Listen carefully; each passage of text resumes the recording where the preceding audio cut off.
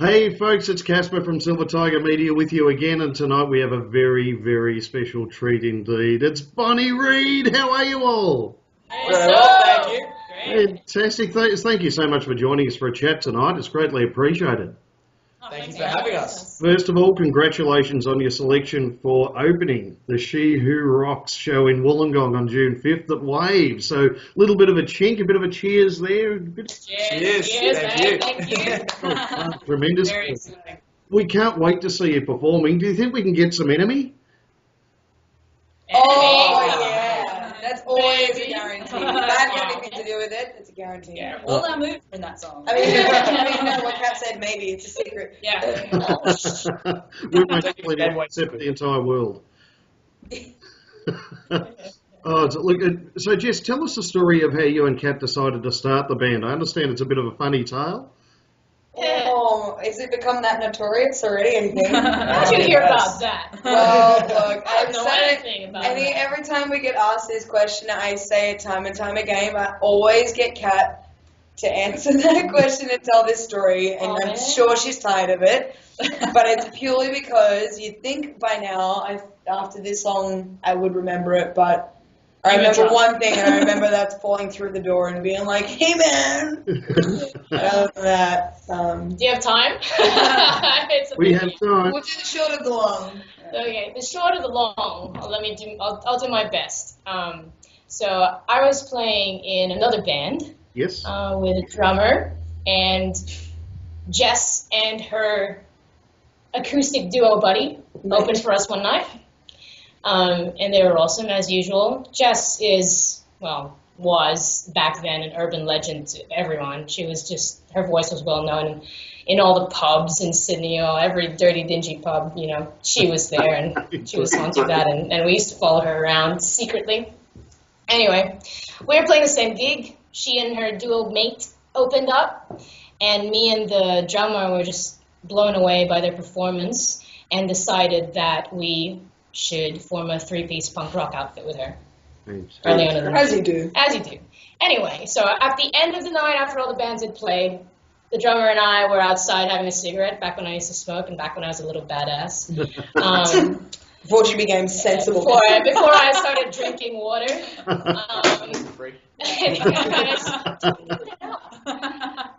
Anyway, so we were outside having a cigarette, daring each other, poking each other, be like, "No, you go up to her, just ask her, man." And finally, I don't know who was supposed to ask, but it was decided that we'd go in and we'd finally talk to Jess Cooper. And just as we were about to enter, this is the part I remember. Just as we finished, noise. Imagine it. Okay. In Western movies when a cowboy, really drunk one, stumbles out the saloon doors? Yep. Yeah, that's what it was like. Pink hair, fumble, blah, blah, blah, blah, blah. Out comes Jess Cooper, and she goes, "Hey, man, we should start a band together." Oh, fantastic tale. Thank you so much. That's how it happened. Yeah, and then 3 days later we were in the studio. So it was one of those drunken discussions that actually ended up happening. It's one of those really rare moments where the drunk decision was a good decision. Yeah. Kat, please forgive me. I'm probably going to make a tool of myself, but Canadian accent? No. I always get Canadian, though. I get Canadian. I'm Filipino. Oh, there we go. Terrific. Because she says E a lot. I don't know. I've lived here for 9 years. Yeah. So it's American, but not quite, and that's why I get Canadian all the time. There we go. Mm-hmm. That's such a good Where did the band name originate? Google. Yes. No, we really, when the band originated, it was all female fronted. It's 3.5 female fronted now. Hasn't changed much. But I mean, we're all pretty, solid powerhouse, badass people, and we really wanted something to reflect that. So you are, mate. Yeah. I'm pretty awesome, and I'm pretty. No, I'm kidding. I think Katniss, you jumped onto Google and you just basically typed in badass bitches. I don't know. Something like that. Something along It those could have been lines. like influential female, you know. Yeah. So it would have been Kat's terminology of badass bitches, and these two female pirates, Anne Bonny and Mary Read, came up, and they were the most infamous and ferocious female pirates to scour the Western Hemisphere, and we decided to shorten along, try and become the sweet love child Bonnie of those two ladies, and hence the Bonnie Read, Anne Bonny, Mary Read. See, that's brilliant. Astrid, how did you start out on drums? My father bought me a drum kit when I was 15. You must be the only kid in the world. He bought me a drum kit for one reason, because he wanted my mother to move out. So it was one of those divorce presents, and it was just great. Christ. Oh, Yeah. that's So brilliant. she came home and she saw me, and I was just in my room like, Like the animal. yeah. Oh, it's magnificent. You can't write that stuff. It's got to be true. It's great. And so, yeah, they I don't think they really intended me to continue playing drums into my 30s, but here we are.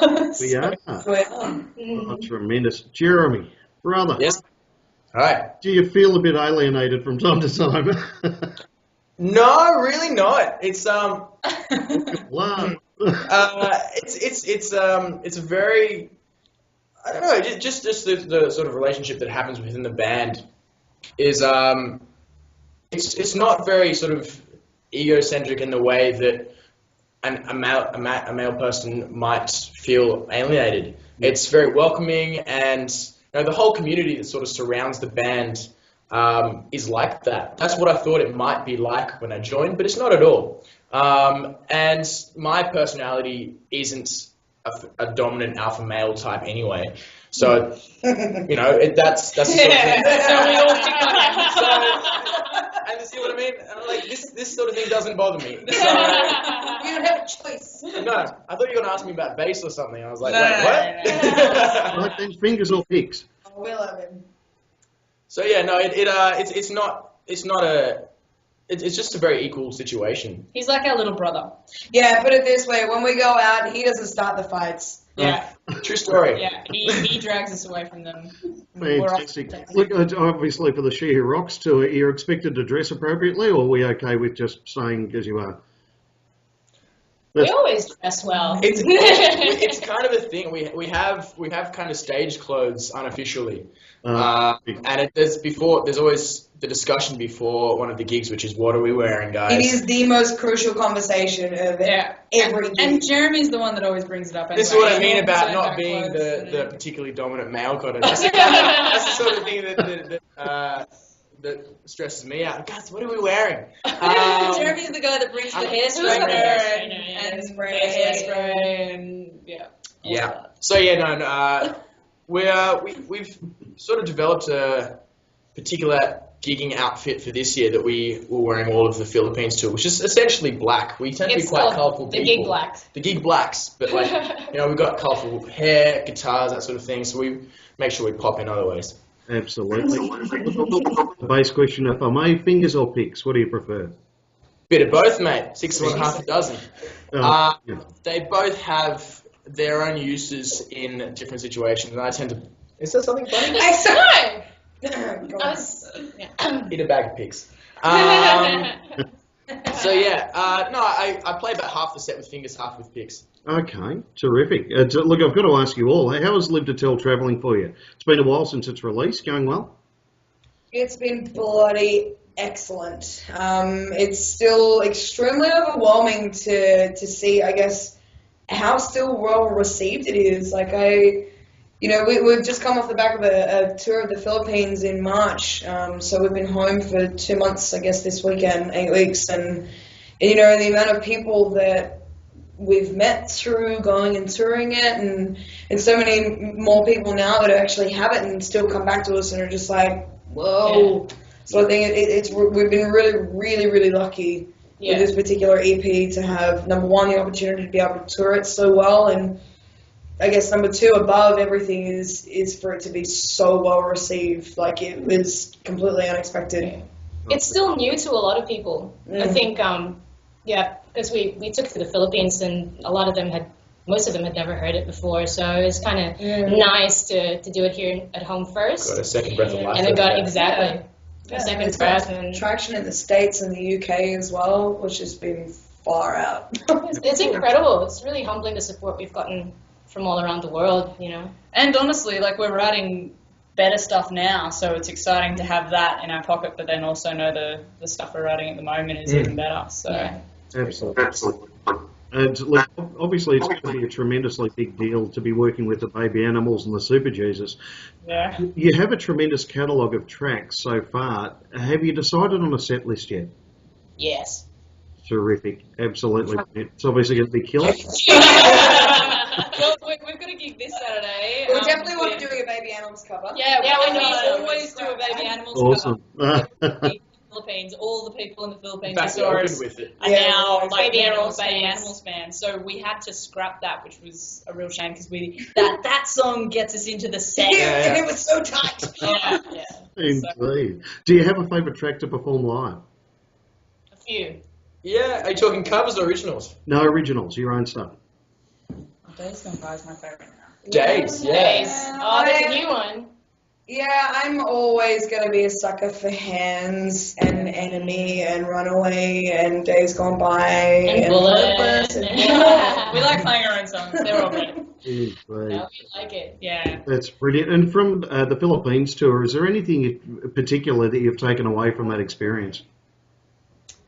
How long you got? Yeah, it was pretty life-changing for all of us, but I think the biggest thing for us was that, like, we all have day jobs, and we try not to treat this as a hobby, but you kind of have to, because you have to earn money for a living. Sure. And we went over there, and we played music, and we made a massive difference in people's lives over there, because we did a lot of charity work through our music and donated money that we earned from gigs, and yeah, it really just made us realise how important music is in just humanity and life. It gave us a lot of reassurance that we're doing something important, that we're doing something worthwhile, and that there's a bigger picture out there beyond playing little gigs in Sydney. There's somewhere we're going with this, and that's a hugely exciting, almost terrifying prospect at times. But we knew before we left, this is what we're doing, the right thing, guys. This is what we're meant to be doing. It was very encouraging. Yeah, For sure. Was there a particular fund or benevolent fund that you were concentrating on, or was it just a general? Two of them.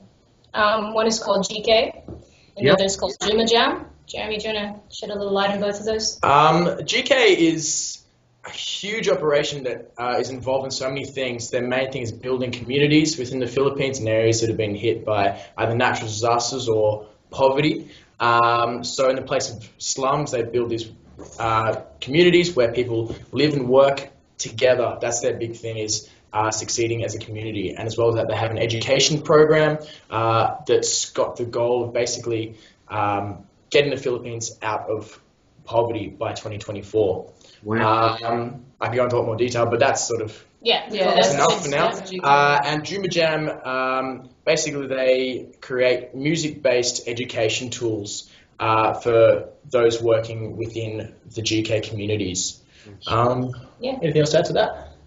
No, that's it. That's So yeah, they're about inspiring children through music. It's about keeping kids in school. Yeah. Basically what they want to do. Utilising them as the tool to end Yeah. the poverty. Yeah. Because goal. while GK say that poverty is what is it called?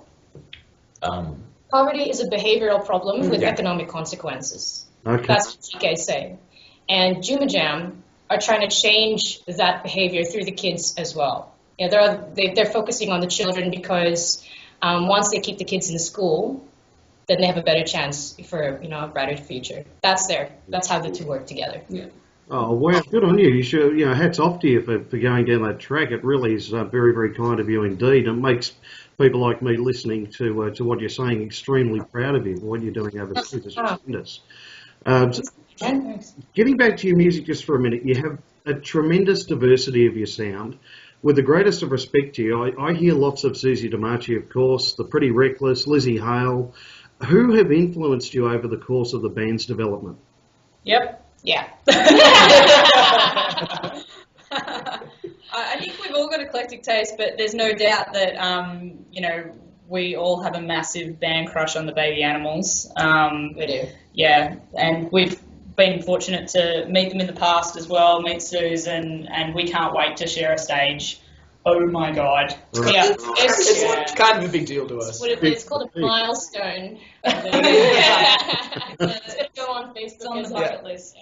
Yeah. Oh, that's tremendous, and yet you've been able to retain so much of your own sound too, and take those influences and blend them into something that's truly your own. Your tracks are so very passionate, and they seem to me to be honest. And forgive me if that observation is off tack, but are they typically based on personal experiences and emotions? They all are. Every single track that you will ever listen to Bonnie Reed, and it's an absolute promise of mine. Every single song has a story. Wow. And that's it. It'll always be the truth. You could throw me a track right now, and I could tell you exactly where it came from, exactly what happened in Where we our were, lives, who it was. who it was, We when won't say it who it was. was. Yeah. You bang on. They're always that honest, and I think that's what it's not easy for us to write, but that's how we always, I think, write such passionate and amazing songs for us that we're always very proud of, because it's always exactly what you said. It's so honest. And it's how Jess gets on stage and performs the shit out of these songs. Like, you will never see someone engage more with the meaning and lyrics of a song than Jess Cooper. She delivers it, so emotionally. Yeah. And obviously there's one or two angry issues coming out as well, but we'll leave that on the side. Only joke. Jess, when did you realise you had such a tremendous voice, and when did you decide that you were going to perform with it? Me? Oh, wow. I went to Catholic schools my entire life, so I had the pleasure of always singing in choirs and things like that at school. But it wasn't until I moved from Newcastle, which is a couple of hours north from Sydney, to here when I was the ripe old age of 17, and I just kind of sang in a backyard in front of a bunch of people, and a bunch of people were like, oh, I know this person and this person and this person, and short of the long was I basically got coerced into performing on a little tiny stage in a pub, and I was very, very lucky to be quite well received in that moment, and I was like, well, that was fun. I got free beers, so I'm Absolutely. And the rest is history. History. here and I'll do anything. Obviously Sydney-based. Do you feel that that's where your fan base is concentrated at the moment? They're in the Philippines. Yeah. We're getting quite a solid The following in the Philippines is Philippines. coming up, yeah. The really cool thing about the Philippines is that a lot of our fans from there voted for us in the Baby Animals competition. So huge shout out to you guys across the world if this gets to them. Yeah. Thank you so much for believing in us all the way over there and continuing to support us even though we're not playing there. The gig is for here. It's incredible. Yeah. For sure. Well, it's a that way, but no wonder. I mean, you're supporting their benevolent funds, so it's really no surprise, I guess. Do you all remember a point when you sat down and look? I don't mean to cater to your musical vanity, but you're obviously in it for the long haul. You're obviously going to be very successful. Is there a point when you sat down and decided this is us? We're going to pursue this to the end? As a group or individually? As a group. Yeah, do you know what? I think it would have come up. Yeah, when we did the Live to Tell EP, I mean, I know, I'll say this for myself,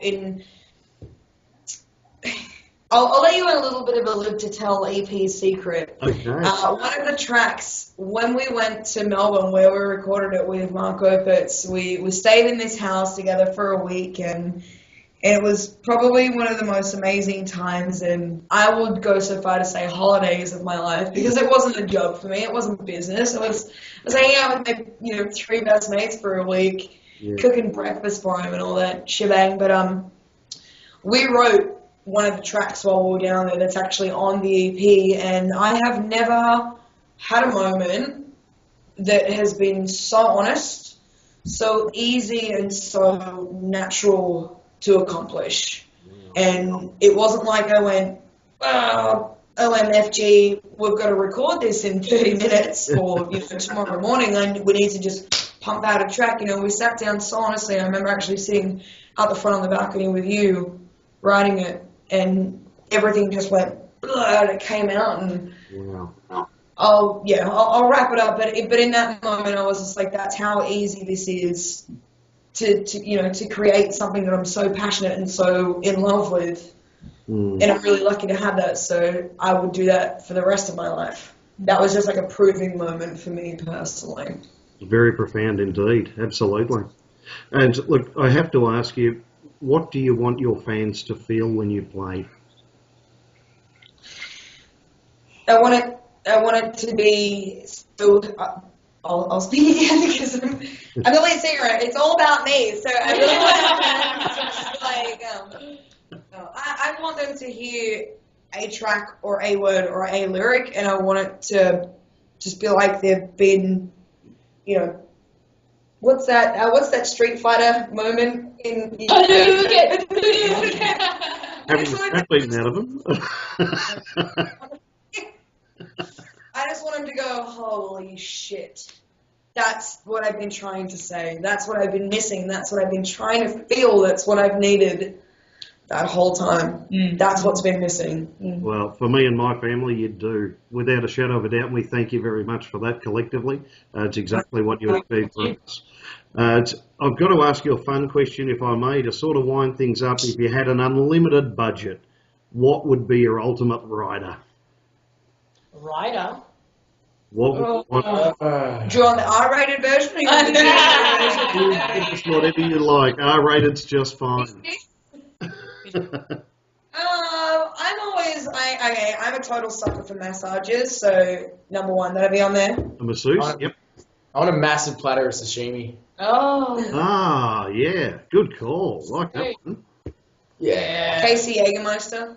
Casey Jägermeister would go down nicely after sashimi. I don't know. Oh my goodness. Because I don't want to see them at the same time. Can it have a gluten-free muffin if it was available? Yeah, right. Sugar-free, flour-free, muffin-free. I would like my muffin buttered, but I would like brand new shoes, actually. If we could all get brand new shoes. Yeah, we could get new kicks or something. Yeah, sponsored kicks like Super would be nice. What about a new pair of Docs?